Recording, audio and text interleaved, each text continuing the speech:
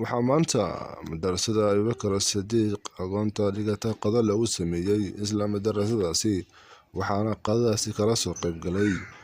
odayaasha iyo culimada diinka waxa ayna sheegeen in madarasada ay tahay madarasada kaliya aqoonta ee ka dhisan degmada Balad Xawo. Madarasadan ayaa waxaa dhisay ilaa haddana gacanta ku hayo dad muxsiniin ah ee ku nool dalka iyo dibadda iyadoo ay ka caawiyaan wax kasta ay kaga baahdaan. waxaa goobta ka hadlay Cabdiraxmaan Kuusow oo ka mid ah odayaasha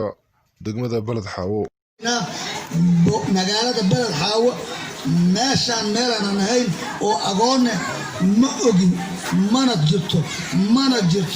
mana ku heshiin culimada waxay isku waafaqsan tahay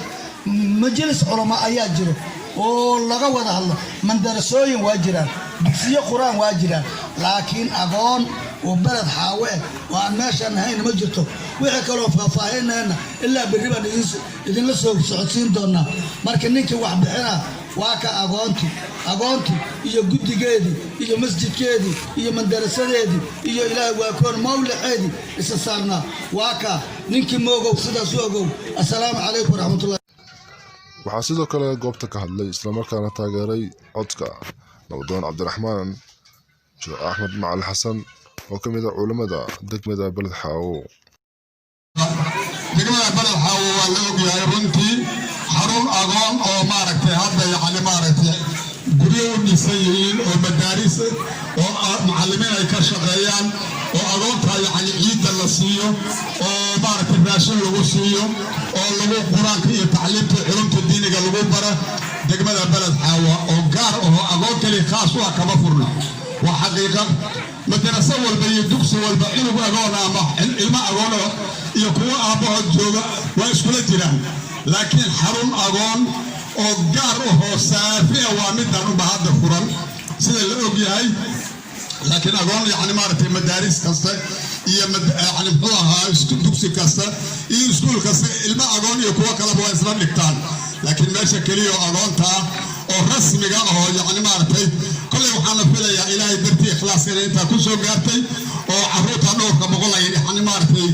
ka wax baranayaan oo lagu barbaarinayo waa xaruntan Abubakar Sidiiq toban xaafadood magaalada ka kooban tahay xaafad kale ka furan tahay annaga ma ogsoonin marka Allah idin barakeeyo dadkii intaa soo gaarsiiyey haddii waxaa weeye nabiga calayhi salaatu wasalaam wuxuu leeyahay axabul acmaali ila allahi maa daawama calayhi saaxibuhu wa in qalla acmaal waxaa ugu fadli badan ilaahay xaggiisa saaxiibkii qofka wuxuu daa'ima haba yaraadee xaruntaan aqoontooda la dhisay dadka gacanta ku haya waxaan ku baraarujinaynaa inay daa'imaan oo carruurta intay ka aflaxaysa waa